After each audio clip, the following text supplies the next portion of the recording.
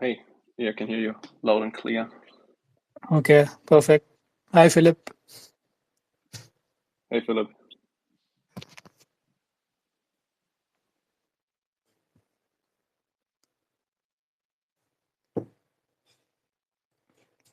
I'll just message the Omni team.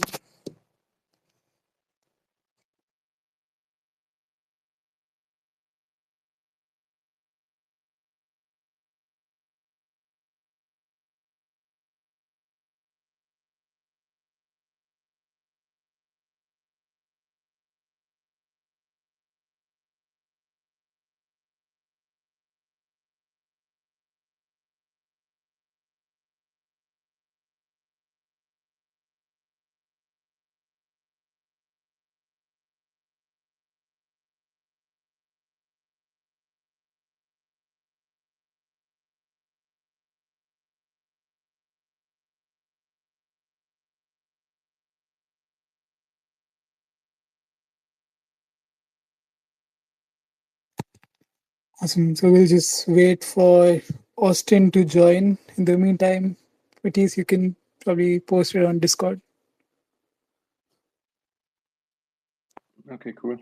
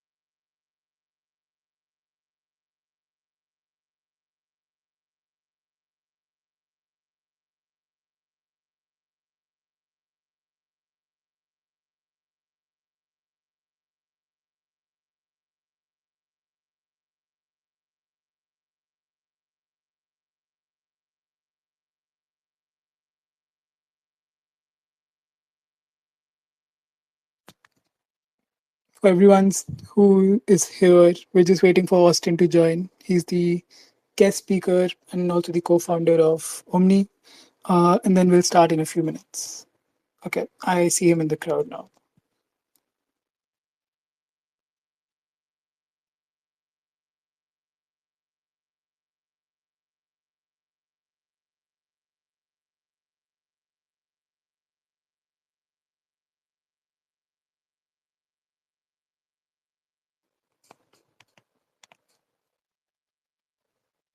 Hey, Austin, can you check your mic? Yes, sir. Can you hear me? Yes, perfect, perfect. How are you doing? Doing well. How are you doing? All good. It's nice to finally actually talk to you. This is the first time we're talking. Yeah, it's Uh, funny. I feel like this happens to me a lot where I chat with people a ton over like Twitter and Telegram. And then it isn't for a while until I actually like hear their voice. So yeah, good to be chatting with you live for the first time, man. yeah, likewise. So we'll just get started with the space. I think we have almost 20 people in the crowd. So yeah, just to set it up, last week there was a Twitter post that went viral, and it effectively called out the security of messaging protocols. And the post basically argued that some of some of the messaging protocols are kind of putting billions of dollars of user funds at risk.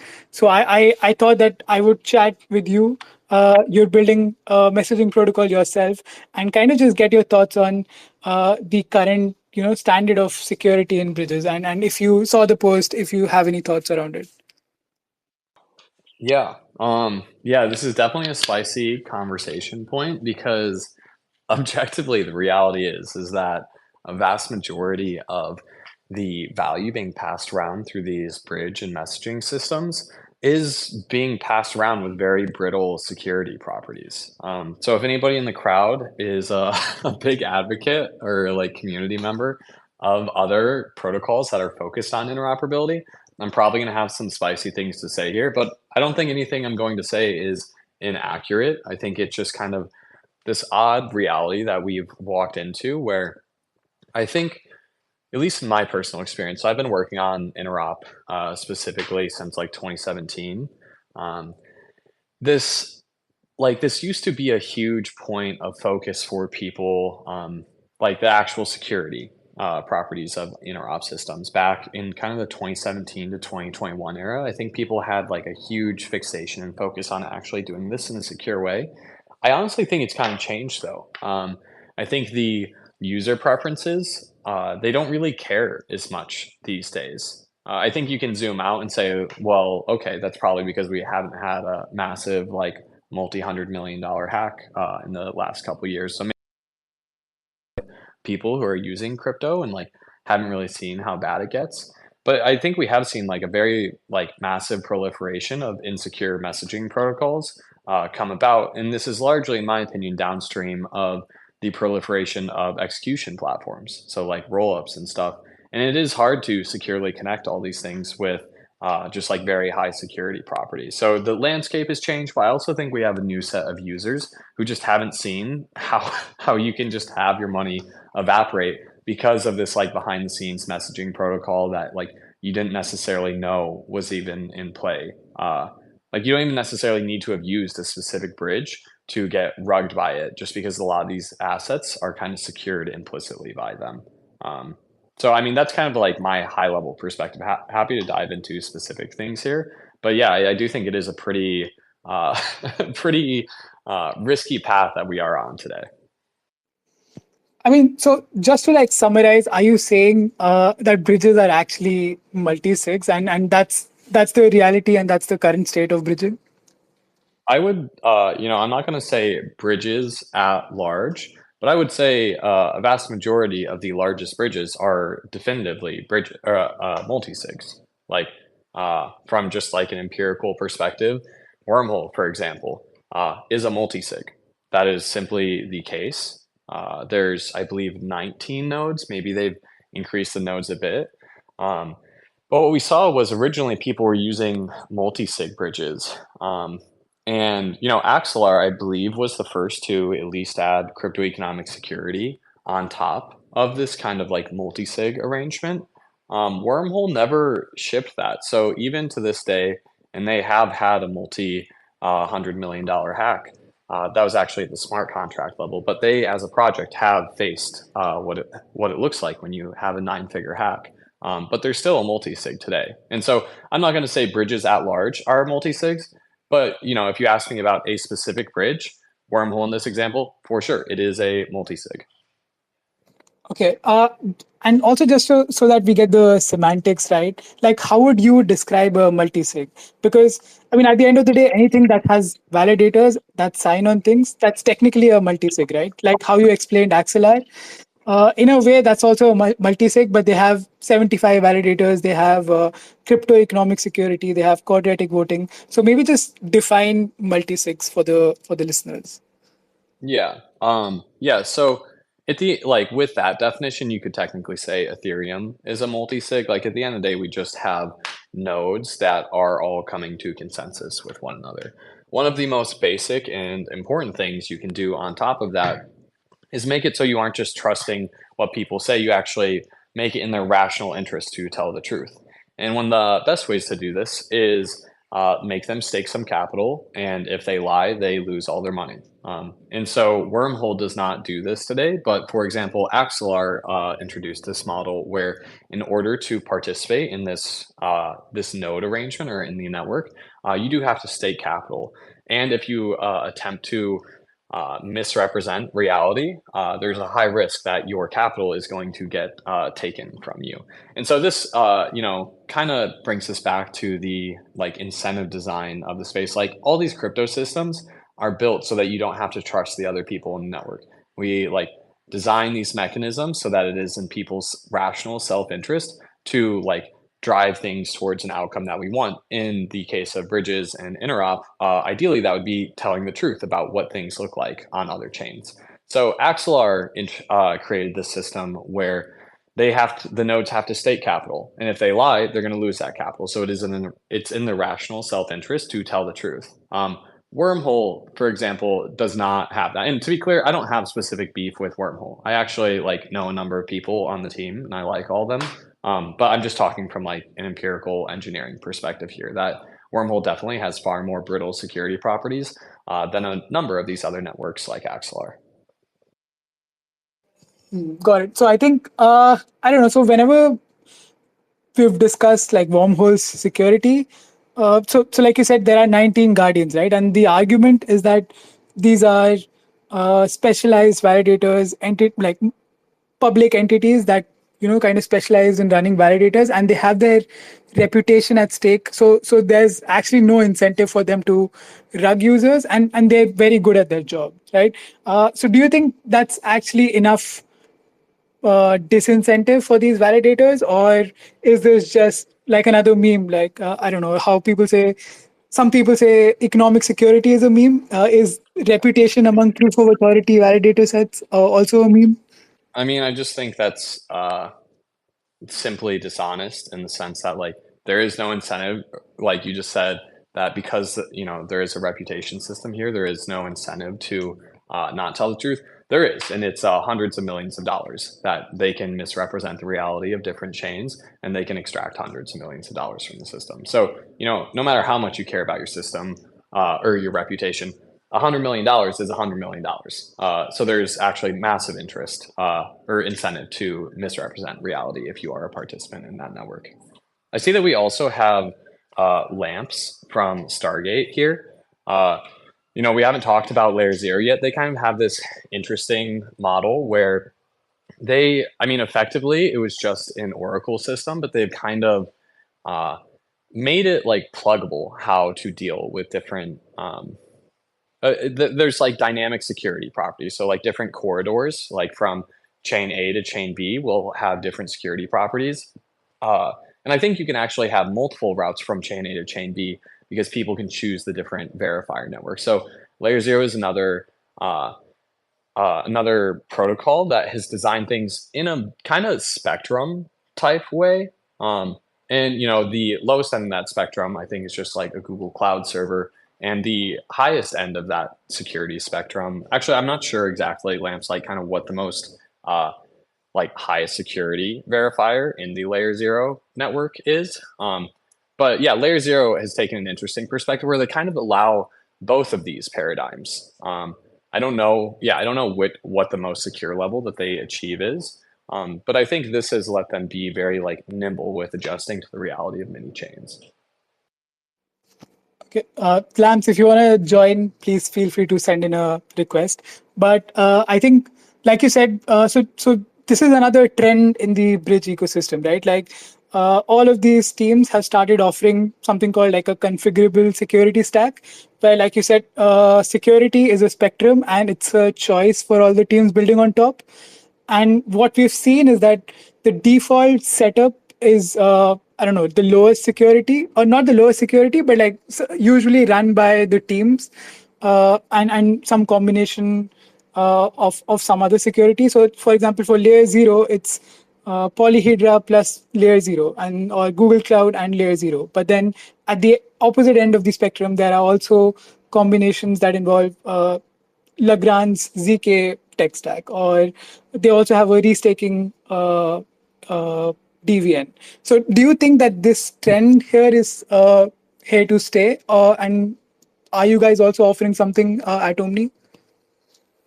Hey Lamps, good to see you, sir. Yeah, we can talk about what we're doing at Omni, but want to give Lamps a second to hop in, just given that we discussed Layer Zero a bit. GM, I was just gonna quickly say, but I think Arjun actually responded about Layer Zero just as I was hopping in. But I think the idea of security when building on top of the Layer Zero protocol is that each application needs a different level of security. And I mean, what people will hear Brian say a lot is that if you're a $1 NFT, you need a certain level of security. You don't need the same amount of security that, a multi-billion-dollar bridging transaction needs, or if you're like a large OFT, you may need more security. And I think the thing about the Layer Zero general messaging architecture is that you can actually choose the level of security that you want. So I think, Austin, you mentioned that like different pathways will have different levels of security, but actually even different applications on different pathways can choose different levels of security. If you want to, use all, I think there are 58, maybe 60 DVNs live today. If you want to use all 60 DVNs from Ethereum to Base when you're moving your OFT, you can do so, or you can choose, a required 30 and 10 of the other 30 or whatever you want. It really depends on what the developer is looking to achieve. And then additionally, on top of that, I think what it means is that the security in the DVN ecosystem can scale with new forms of security. So, Arjun, I think you mentioned Polyhedra's ZK light client, which was part of the Layer Zero V1 and is now a DVN as well. As some of that ZK tech scales and improves, you can now include those as new DVNs. I think that's what's super interesting. Lamps, one thing that I haven't been able to find, but I honestly would be super curious to dig into is, do you know if there's any dashboard out there that shows the utilization of different DVNs along these different paths? I'd be curious to see kind of like, what are people opting for today in the spectrum that is available for them? Yeah, I don't think Layer Zero themselves have released one yet. I think they're working on it, at least from what I've heard. There was a couple Dune dashboards that were built or released last week. I know at least on like the most popular pathways, or what you might expect to be the most popular pathways, Stargate's DVN and kind of Stargate's DVN architecture dominates a lot of those pathways, just because Stargate does a ton of messages on Layer Zero. But yeah, it's a little interesting to see. I would say like on each pathway, again, on kind of the more popular pathways, there's probably about up to 10 to 15 DVNs that are used. But again, like some of those, Stargate's DVN, Layer Zero's default DVN being some of the more popular ones. But I do think that dashboard is coming. Cool. Yeah, I definitely would be curious to check that out, just because I know, I think it's like, I don't know, around 50 or 60 at this point of like different verification methods that you can use. But I'm curious to see what people are actually using out there in prod, just because there is definitely a balance of these different things. Lamps, one thing, maybe this is kind of more, I know you're focused on Stargate, but like maybe this is one thing that you think about.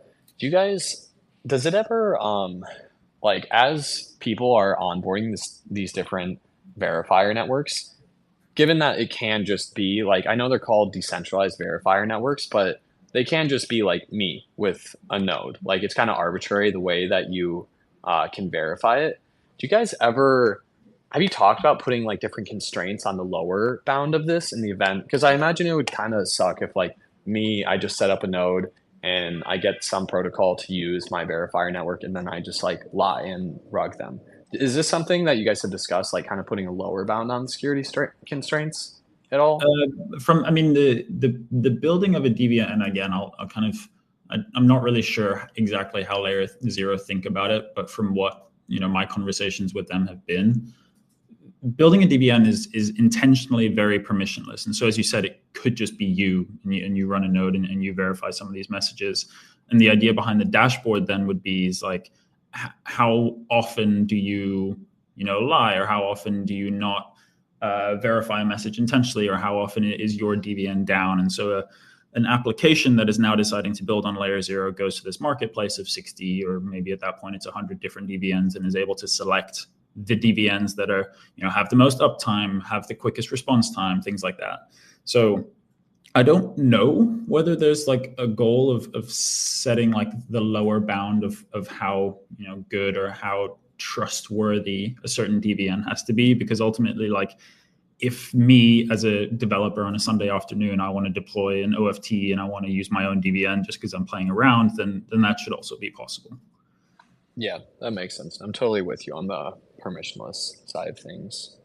Arjun, I'm curious to hear your perspective on all this as well. I know that, you know, many people in the space have been thinking about this for a number of years, but I know you specifically have spent a significant amount of time thinking about this. And I know you've been around for a while. So like, what's your take on kind of where we're at in the ecosystem in regards to like the current security structure? Because, you know, like I said before, I kind of feel like we're experiencing like freshman syndrome where like people haven't seen, or like people who are here now weren't around in prior like massive scale hacks, and so they care less about the security implications. That's kind of my perspective. I'm curious to hear how you are thinking about it, Arjun.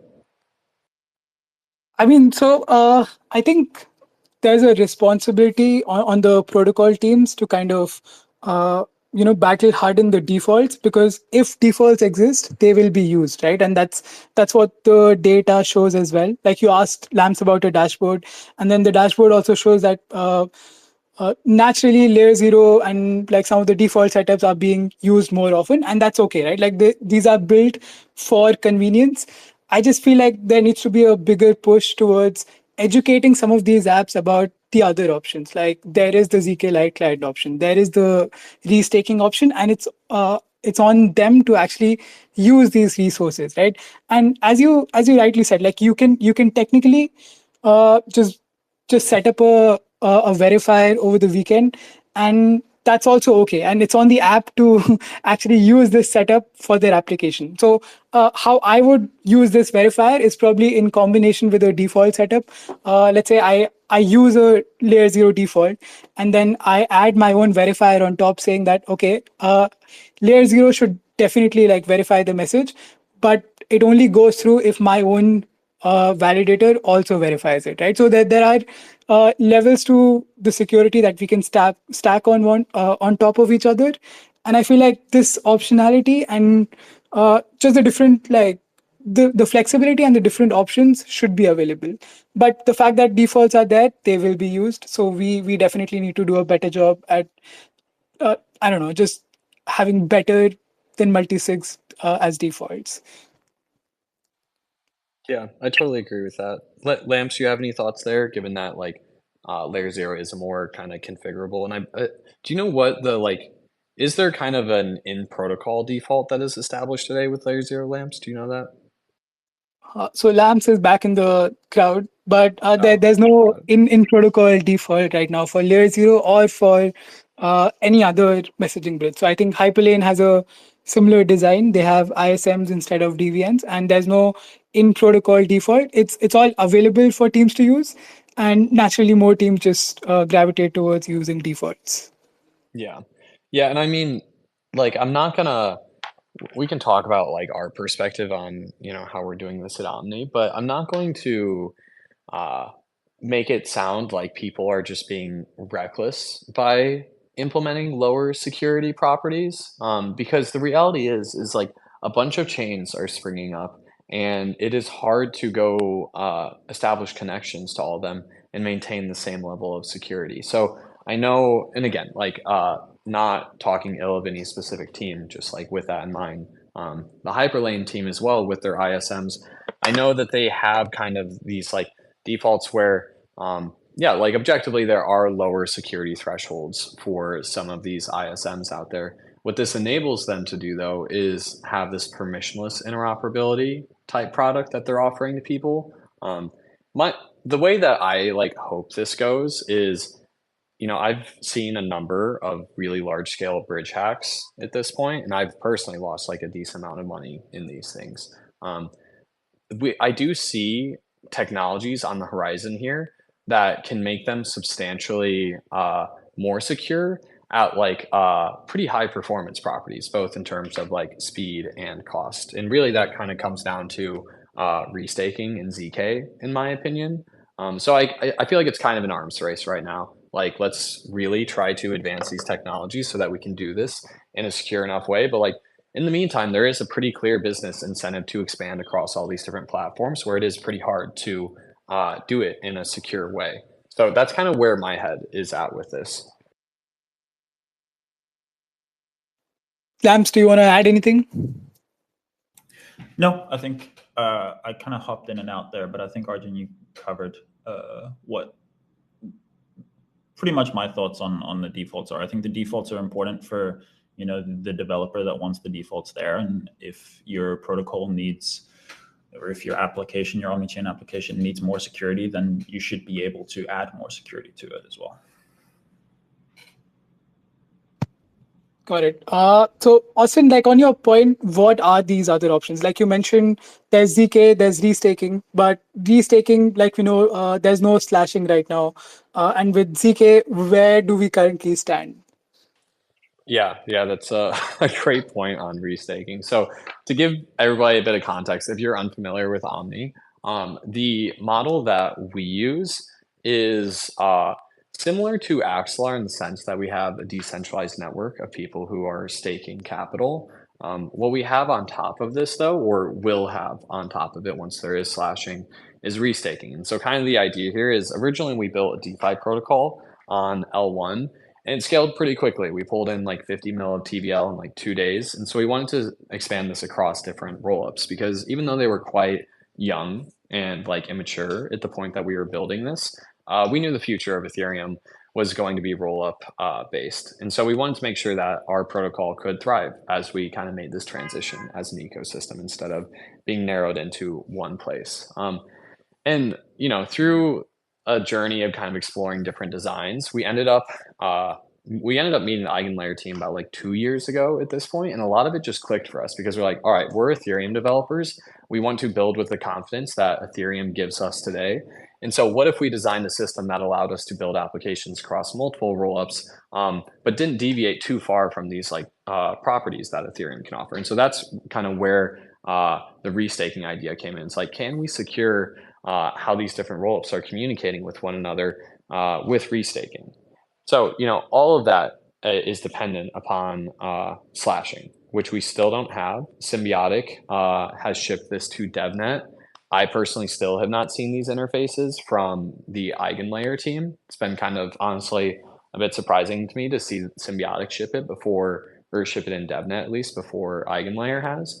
But I believe that these teams are focused on it. I think this will be a very powerful mechanism to increase security properties. But I think the space has gotten a little carried away with restaking at large, just because there's not slashing. And if there is no slashing, there is simply no utility in restaking as an idea, because the whole idea is that you can slash a bunch of ETH if people misbehave. So that's one of these kind of more exciting applications I see that we can improve the security properties. And the other one is ZK. But a lot of that comes down to making it quick enough to generate the proofs and cheap enough to generate the proofs that they can compete with some of these other verification methodologies. Got it. And by the way, did the restaking and like the deprioritization of slashing kind of concern you guys or delay your plans in any way? Yeah, I mean, speaking transparently, we expected this to be shipped much sooner. That's simply the case. I think the teams working on shipping slashing for their restaking protocols have just faced delays that they weren't anticipating. But originally we thought slashing was going to be available to us, earlier this year. Got it. And are you guys open to exploring other options, or is it just going to be Eigenlayer? I'm not sure how it works, so I don't know what to expect as the answer. Yeah, I mean, I can tell you from a pretty pragmatic business perspective, what matters to me is creating a system that can actually scale the on-chain economy in a secure way. And so I think the Eigenlayer team has done a very good job kind of introducing this idea of restaking, which originally came from Cosmos and Polkadot, but they did a good job bringing it into the Ethereum ecosystem. But having said that, it's not there.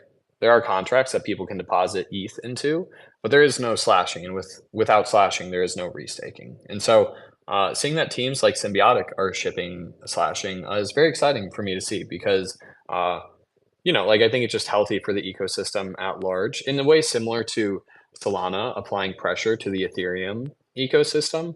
I think it's healthy to just see that in markets at large. And so, yeah, we're looking at these different options. We're chatting with a number of the teams, and really what we care about is just like ship the thing. Like the teams that get us a usable product, we are very happy to explore with them.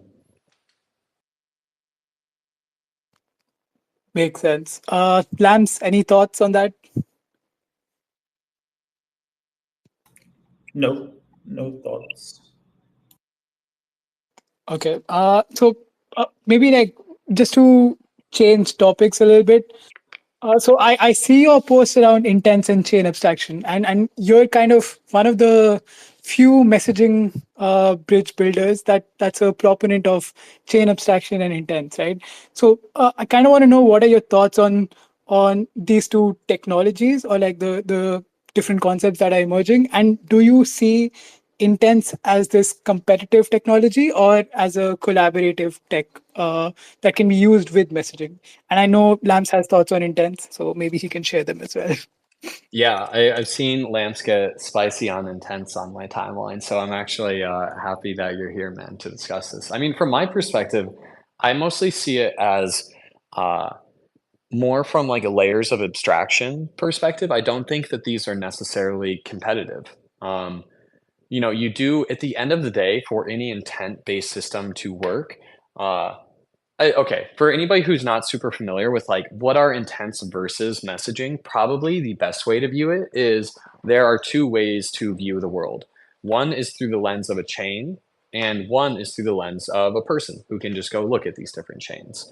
And so historically, we have done all this messaging stuff through the lens of a chain. So it's, like if I want to move $10 from Ethereum to Solana, I have to put that in a messaging protocol, wait for the messaging protocol to verify that I did that, and then give me my money on Solana. But with this intense type paradigm, what we can do is we can view the world through the lens of a person before we look through the lens of a chain. And so that means that I can go make a transaction on Ethereum saying like, hey, I'm going to go lock $10 in a box. Whoever gives me $10 on Solana and sends proof that they did that back to Ethereum, you can take the $10 out of this box. And so what this enables is effectively like short-term loans where for the end user, the experience can be much faster. And so the people who get blocked on having to wait for these messaging networks to communicate really are the people who front the capital. So in this case, the person who gave me $10 on Solana. So I really see this as like a natural, just like simply a superior design paradigm. Maybe that's like a spicy way to like state it, Lamps. I'm curious to hear your take, but in order for any intent-like system and chain abstraction system to work, at the end of the day, you do need to have the ability for chains to see what is going on other chains. But the really cool part is that you don't have to block the user experience on it. So that's kind of how I think about it. Lamps, I know you have covered, I've like seen you like discussing with a few people in threads. I'm curious to hear if you like disagree with any of that, or if you think there's like nuance that's left out there. I mean, I think the first point that you made is like undeniably true, that there are trade-offs to both systems, and there are some places in which intents play an important role. But I guess one of the things that kind of frustrates me is the idea that intents are necessarily faster than messaging. I think the idea that like every intent transaction is faster than every messaging transaction is just like verifiably false. There's a reason that a lot of intents protocols like to use median over average time. Like the average fill time on some intents-based bridges is like above 2 minutes for a lot of chains. And this is because like because what they're ultimately doing is moving risk to the right, or the fillers, or whatever you want to call them. And so a filler is able to fill a $1 transaction in, call it 2 to 3 seconds, because they're not actually taking any risk. Like every filler is able to fill a repay a $2 transaction. But this actually, like, for example, it's just got announced, Galaxy just launched their Gravity Alpha mainnet and are using Stargate's Hydra. we were looking at a lot of the transactions that are coming through. A lot of the first transactions, users are bridging out of gravity or bridging into gravity in like 9.8 seconds from gravity to Arbitrum. And like that happens whether you're bridging $1 or whether you're bridging $55 million. Like there's no difference in size here. The risk is always the same. And so I think the idea that intense bridges are necessarily faster than messaging bridges is just incorrect. And as chains move towards kind of single slot finality or faster finality, messaging bridges will just be able to come down. Like the restraint or the constraint on messaging bridges is not like the messaging protocol itself. It's just the number of block confirmations that's set. Like when you're bridging from Arbitrum to Optimism, Stargate waits for 10 blocks before kind of sending that message over to destination. But as that finality comes down to 1 block, single slot finality, then that message will be sent over in 2 seconds or 1 second or whatever it is. And like as every single chain is trying to get to faster finality, and as that happens, messaging bridges will be able to compete on time. And so I don't see where I don't necessarily think that intents will always be faster than messaging. And so I don't think that argument holds for very much longer. One thing that I'm curious to ask you is, so basically what I'm hearing is that there are times that based systems today. Okay, but often there are times where it's like, especially when the capital that is trying to be moved around is scaled up, intent-based systems are slower. And this probably comes from immaturity in the solver marketplace today.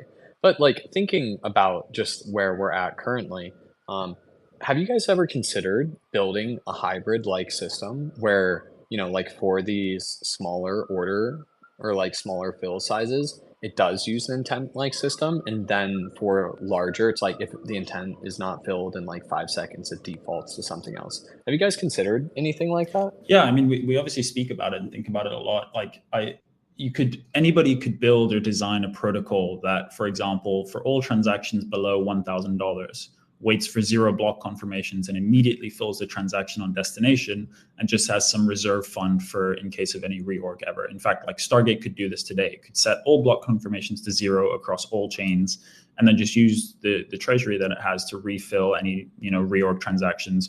At any point in time, there's X amount of $1 million in flight on Stargate, and Stargate has enough treasury to kind of plug those gaps. So it could be done today. I just think the question is, what is the acceptable latency when doing a cross-chain transaction? And I think sub 10 seconds is absolutely acceptable. You can't even get an Ethereum transaction submitted in that time. So I think there's kind of this rush to improve the experience before the technology is actually built to handle that latency and handle that cross-chain experience. I think, as I said, Stargate can get to the point where it does incredibly fast bridging, in the next 3 to 6 months with a lot of the single slot finality stuff coming up. So I don't think that necessarily needs to be a rush. We see most Stargate transactions go through in sub 40 seconds. And from my perspective, as a user of Stargate, that's pretty acceptable. And this, again, happens at $1 or $1 million or $3 million.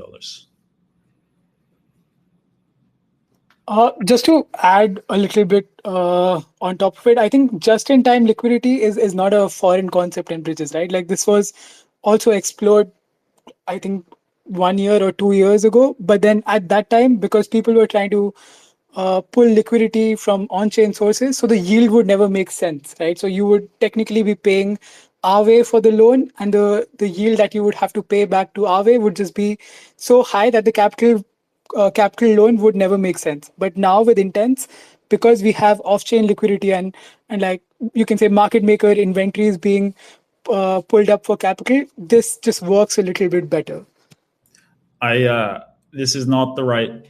I have a lot of things to say about that and that specific topic, but the topic of are bridges just multi-sigs is kind of not the right title. Maybe you and I, Arjun, can have a conversation about that another day.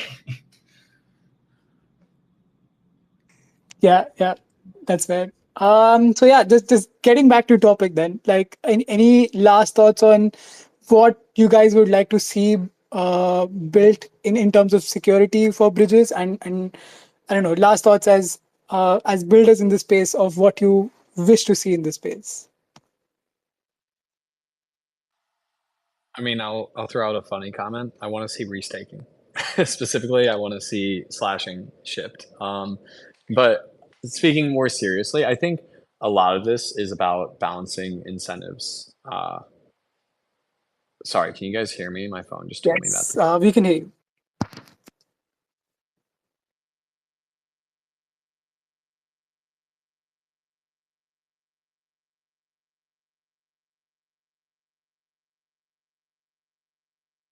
In a cheap way with high security. And so the more we can improve the technologies at large to make it easier to provide comprehensive coverage to these different smart contract platforms while providing high security benefits, that I think is the path. And so that's why I like, even though I'm not super, I don't know, I'm a bit seeing these massive hacks happen previously. I'm definitely concerned with the amount of capital being moved around that has fragile security properties. But I don't know. I prefer to be positive, especially on Twitter, and just like only focus on exciting things that are happening and progress that we can make.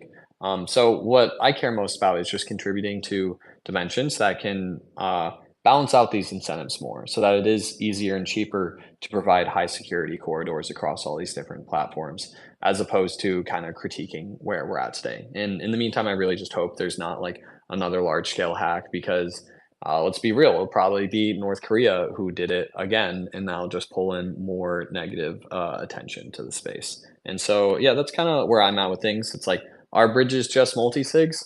I think the answer to this is, well, a lot of bridges are multi-sigs. And even some bridges are kind of like multi-sigs and kind of not. Like layer 0, for example, like maybe, classifying it as an interop network, not specifically a bridge, but some of layer 0 is multi-sig, some of it is not. And so it's a slightly nuanced answer to the like topic of the space. Makes sense. Plams, any last thought as someone building on top of layer 0? No, I mean, I think in terms of what I want to see built in the space, I think the answer is always cheaper, faster bridging. That's what we focus on, at least. In terms of like the topic of conversation, are bridges just multi-sigs? As I think you two have like very accurately discussed throughout the spaces, there's so much nuance to it, and a lot of DeFi is just multi-sigs. Like ultimately, some contracts have to be controlled by multi-sigs, and that is the nature of things. And I think it's difficult to like broadly say, are bridges just multi-sigs? I think if you need them to be, they can be, but if you need them to be more, they can be more, at least when built on top of, as a builder on layer 0. Makes sense. I think calling bridges multi-sigs is just unfair at this point. You can argue that Ethereum is a multi-sig, and that's just also very unfair, right? Like we've definitely come a long way since 3 years ago, and like Austin said, I just hope we keep moving in the right direction. And it's nice to be here with you guys, and I'm glad to see that you guys are also thinking about these things. Yeah, and appreciate all the work. Awesome. You guys So have done we'll just great close this work for a out. while. Sorry, I got a call in the middle of that. Thanks for having me on. I appreciate it. Awesome. Thanks for joining, guys. All right, thank you all. Hope you all have a good day.